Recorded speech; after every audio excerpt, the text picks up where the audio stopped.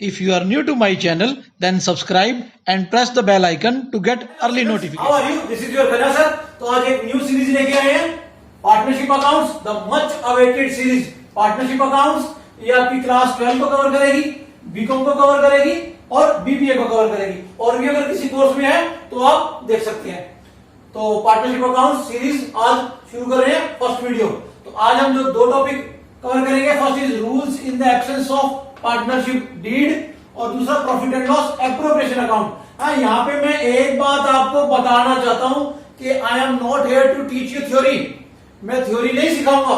Theory आपके पास book है, वहां से पढ़ ले कि पार्टनरशिप क्या होती है, डीड क्या होती है, वो सब आप बुक में से पढ़ सकते हैं और आपको पता भी होगा।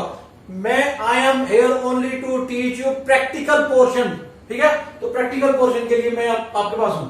तो चलिए, तो पार्टनरशिप अकाउंट्स मैंने आपको ये दो टॉपिक बताए हैं, आज मैं दोनों कवर करूंगा। First is rules in the absence of partnership deed. कहने मतलब अगर आपके पास पार्टनरशिप है और डीड नहीं है, deed means written document, deed नहीं है, तो क्या क्या रूल एप्लीकेबल होंगे। मैं लिख देता हूं यहां पे Indian partnership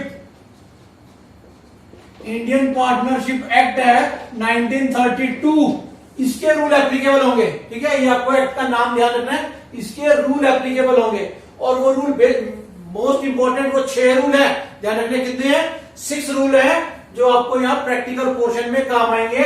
number 1 is profit sharing ratio. Profit sharing ratio, ठीक है, अगर डीड नहीं है तो प्रॉफिट शेयरिंग रेशो क्या होगा पार्टनर्स का, बताओ। इक्वल क्या होगा, इक्वल मतलब मान लो 2 पार्टनर है तो 50-50% डिवाइड हो जाएगा, 3 पार्टनर है तो 33% डिवाइड हो जाएगा और 4 पार्टनर है तो 25% सब में इक्वल डिवाइड हो जाएगा। ठीक है, तो प्रॉफिट शेयरिंग रेशियो अगर डीड नहीं है तो इक्वल। और मान लो कई बार डीड होती है, डीड है लेकिन उसमें ये प्रॉफिट शेयरिंग रेशियो लिखा ही नहीं हुआ। डीड है, रिटन डॉक्यूमेंट है, एग्रीमेंट है, काफी क्लॉजेज है उसमें, एग्रीमेंट लिखा हुआ है लेकिन उसमें प्रॉफिट शेयरिंग रेशियो नहीं लिखा, तब आप क्या अज्यूम करोगे, तब भी आपको इक्वल लेना है। ठीक है बेटा, तो ये फर्स्ट पॉइंट। सेकंड चले, salary to a partner. Salary to a partner, अब इसका क्या मतलब है, इसको समझे। देखो, हम मान लेते हैं कि 3 पार्टनर, ठीक है, जिसमें से एक्टिव पार्टनर समझते हो ना, एक मान लो ज्यादा एक्टिव है और 2 है वो थोड़े कम एक्टिव है, या वो स्लीपिंग पार्टनर भी हो सकते हैं। मान लेते हैं चलो 3 पार्टनर है, ए बी सी 3 पार्टनर है, ये एक्टिव है और ये दोनों स्लीपिंग पार्टनर है। ठीक है, तो अब जो एक्टिव पार्टनर है वो कह रहा है कि I am doing extra work. आप दोनों काम नहीं कर रहे हो, मैं काम कर रहा हूं, मेरे को अब सैलरी दो, मेरे को सैलरी दो। प्रॉफिट तो मेरे को मिलेगा जो भी शेयर होगा, डीड में जो भी लिखा होगा, लेकिन इफ मैं एक्स्ट्रा काम कर रहा हूं तो मेरे को अलग से सैलरी भी दो। लेकिन डीड है, आप डीड आपके पास एग्रीमेंट है, उसमें जो भी सैलरी उसको लिखी होगी, ये दोनों एग्री है तो मिल जाएगी। लेकिन if there is no deed नहीं है तो उसको कोई भी सैलरी नहीं मिलेगी, ये आपको ध्यान रखना है। ठीक है, तो अगर कोई भी डीड नहीं है तो उसको पार्टनर को कोई भी सैलरी नहीं मिलेगी। ओके, तो ये 2 पॉइंट मैंने आपको बता दिए। थर्ड पॉइंट है commission. Commission to a partner, commission to partner. अब इसका क्या मतलब है ये समझे। मान लो कोई 3 पार्टनर लेते हैं, ए बी और सी। ठीक है, अब यहां पे क्या किया, ए ने जो उनके बिजनेस की गुड्स थी वो किसी को एक्स्ट्रा प्राइस पे, हैवी प्राइस पे किसी को सेल आउट कर दिया। उससे क्या हुआ, हमारी फर्म को, जो इनकी फर्म है, उनको कुछ ज्यादा बेनिफिट हो गया, ज्यादा प्रॉफिट हो गया।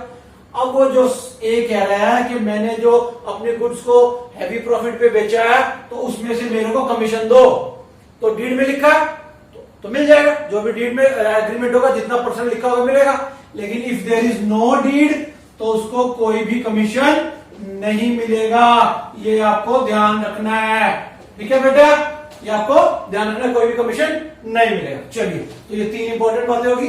अब जो नेक्स्ट 3 इंपॉर्टेंट बातें मैं और लिखने वाला हूं, ये तीनों एक जैसी है, बच्चे बहुत कंफ्यूज होते हैं और बहुत इंपॉर्टेंट है, इसको आप ध्यान से समझें। चलिए, next is interest. Interest on capital. मैं 3 टाइप के इंटरेस्ट है यहां पे, मैं तीनों लिख देता हूं। Interest on drawings and last is interest on loan. देखो पार्टनरशिप में बच्चों को ये जो 3 इंटरेस्ट है ना, ये तीनों इंटरेस्ट तंग करते हैं। तो आपको इंटरेस्ट के बारे में कंफ्यूज नहीं होना, मैं तीनों बातें आपको अलग अलग बता रहा हूं। तो interest on capital first point है, कहने का मतलब कि पार्टनर्स ने जो कैपिटल इन्वेस्ट कर रखी है, डीड में लिखा है, डीड में लिखा है कि उनको 5% पर एनम के हिसाब से जो भी उनकी कैपिटल है, कैपिटल का इंटरेस्ट मिलेगा। डीड में लिखा है तो मिलेगा। अब जब डीड नहीं है, हम तो वो डिस्कस कर रहे हैं कि डीड नहीं है, तो डीड नहीं है तो इंटरेस्ट ऑन कैपिटल कितना मिलेगा? नहीं मिलेगा बेटा, बिल्कुल नहीं मिलेगा, ध्यान रखना आपको। इसी तरह इंटरेस्ट ऑन ड्राइंग, अब जो कोई भी पार्टनर विड्रॉ करके लेके गया अपने पर्सनल हाउस होल्ड एक्सपेंसिस के लिए, घर में कोई फंक्शन है, कोई मैरिज है, उसके लिए उसने बिजनेस से कोई पैसा विड्रॉ किया और वो घर लेके गया, वो ड्राइंग है उसकी। अब क्या इस ड्राइंग पे भी उसको इंटरेस्ट चार्ज होगा क्या? अगर डीड नहीं है तो, डीड है तो जो लिखा होगा वो होगा, लेकिन अगर डीड नहीं है तो कोई भी इंटरेस्ट चार्ज नहीं होगा। चलिए last and very important part, interest on loan. तो इंटरेस्ट ऑन लोन क्या है? इंटरेस्ट ऑन लोन को समझते हैं। गिवन बाय, अब ये कौन सा लोन है? Given by partner to the firm. ठीक है, अब देखो फर्म को बिजनेस चलाना है, बिजनेस चलाना है, पैसा चाहिए, पैसा नहीं है पार्टनर्स के पास, तो वो कहां जाएंगे? बैंक में जाएंगे, बैंक से लोन लेंगे। अब जब बैंक से लोन लेंगे तो उनको, आपको पता है कि फिक्स रेट ऑफ इंटरेस्ट देना पड़ेगा, ब्याज देना पड़ेगा। अब एक पार्टनर कह रहा है आप बैंक से लोन मत लो, बैंक का लोन अपने को महंगा पड़ेगा, उसका रेट ऑफ इंटरेस्ट ज्यादा है, आपको मैं पैसा दूंगा as a loan, as a capital नहीं, मैं लोन दूंगा आपको, मैं कैपिटल नहीं दे रहा, कैपिटल इन्वेस्ट नहीं कर रहा, मैं आपको लोन दे रहा हूं, लेकिन आपको क्या कंडीशन है कि मुझे भी इंटरेस्ट देना पड़ेगा। तो अब ये जो इंटरेस्ट है देना पड़ेगा, क्योंकि अगर पार्टनर से इंटरेस्ट लोन ना लेते तो किससे लेते? बैंक से, बैंक को देना पड़ता। तो ये क्या कंपल्सरी पेमेंट है, इंटरेस्ट देना पड़ेगा। हाँ, डीड में जितना लिखा है उतना देना पड़ेगा, 10%, 8%, 6%, जो भी लिखा होगा देना पड़ेगा, 5%, 12%। लेकिन if there is no deed, deed नहीं है, तो रेट ऑफ इंटरेस्ट, जैसे यहां पे दोनों में नो आया, यहां नो नहीं आएगा। क्यों? क्योंकि बेटा ये कंपल्सरी है, ये तो देना ही पड़ेगा। अगर पार्टनर किसी दूसरे पार्टनर से लोन ना लेते तो बैंक से तो लेते, बैंक को ब्याज देना पड़ता, तो बैंक से अच्छा अपने घर में दे दो, हाँ थोड़ा कम दो, लेकिन दो तो सही। तो कितना देना है ये फिक्स है, ये मैंने बताया ना इंडियन पार्टनरशिप एक्ट में ये फिक्स है, कितना देना पड़ेगा? 6% पर एनम। ये कब है? When there is no deed, when there is no deed, deed नहीं है। हाँ अगर डीड है तो आप उसमें कुछ भी लिख दो, 5%, 4%, 3%, 12%, कुछ भी लिख दो, लेकिन if there is no deed तो 6% पर एनम, ये आपको ध्यान रखना है।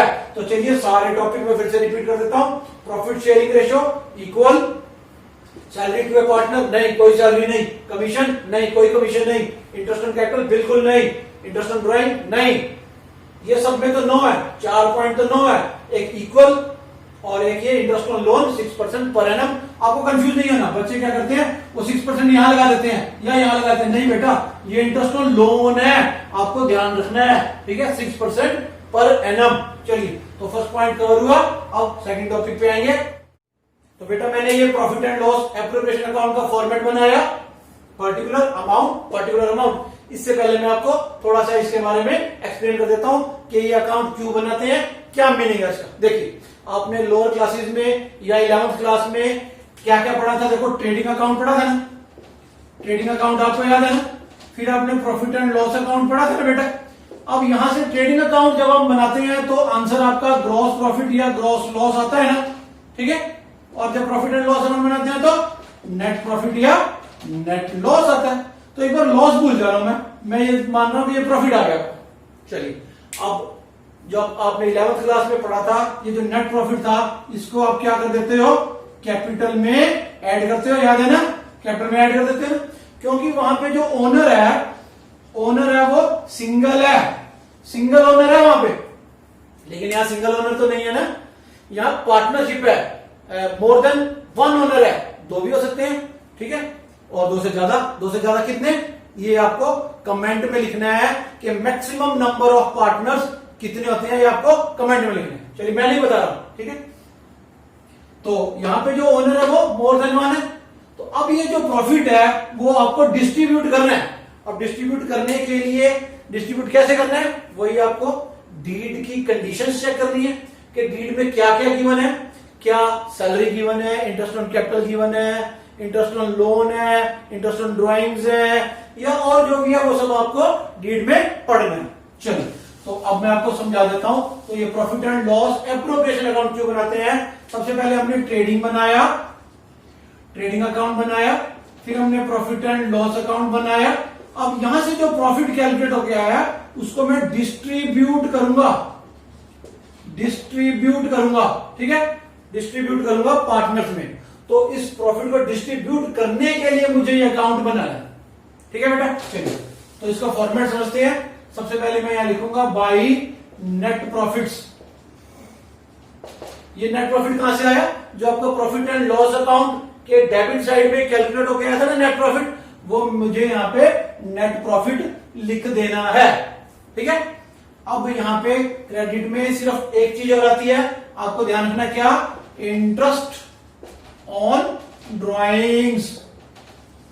ये भी कब आएगी, अगर डीड में गिवन है, डीड में गिवन है इंटरेस्ट ऑन ड्राइंग है, और आपको पता है इंटरेस्ट ऑन ड्राइंग हमारी फॉर्म की क्या होती है, इनकम होती है, इनकम होती है, तो इसलिए क्या हुआ, ये क्रेडिट साइड में आ गया, ठीक है बेटा। तो इंटरेस्ट ऑन ड्राइंग्स ये आ गया। तो यहां पे आपको ध्यान रखना कि क्रेडिट साइड में दो ही चीजें आती है।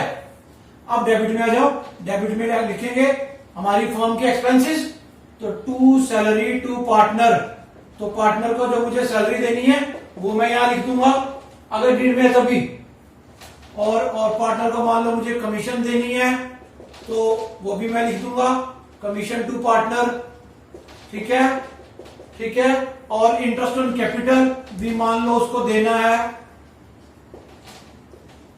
सबको मिलेगा, ठीक है, इंटरेस्ट ऑन कैपिटल देना है, ये मैं यहां लिख दूंगा, ठीक है।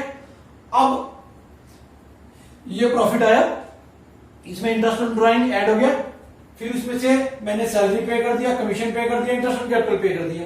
अब जो कुछ प्रॉफिट मेरा बच गया, हमारी फर्म का जो प्रॉफिट अब बच गया, मतलब इस प्रॉफिट में ये ऐड किया और ये तीनों लेस कर दिए। अब जो मेरा प्रॉफिट बच गया उसमें से हमारी फर्म ने डिसाइड किया कि हम कुछ प्रॉफिट रिजर्व में रखेंगे फ्यूचर के लिए, ये फ्यूचर में कभी भी यूज पड़ सकता है, किसी भी इमरजेंसी के लिए हम उस प्रॉफिट को रिजर्व में रखेंगे, ठीक है। तो रिजर्व में रखने के लिए क्या करेंगे, यहीं पे प्रॉफिट्स को कम कर देंगे, प्रॉफिट्स को कम कर दिया, ये मैंने डेबिट साइड में रिजर्व दिखा दिया, ठीक है।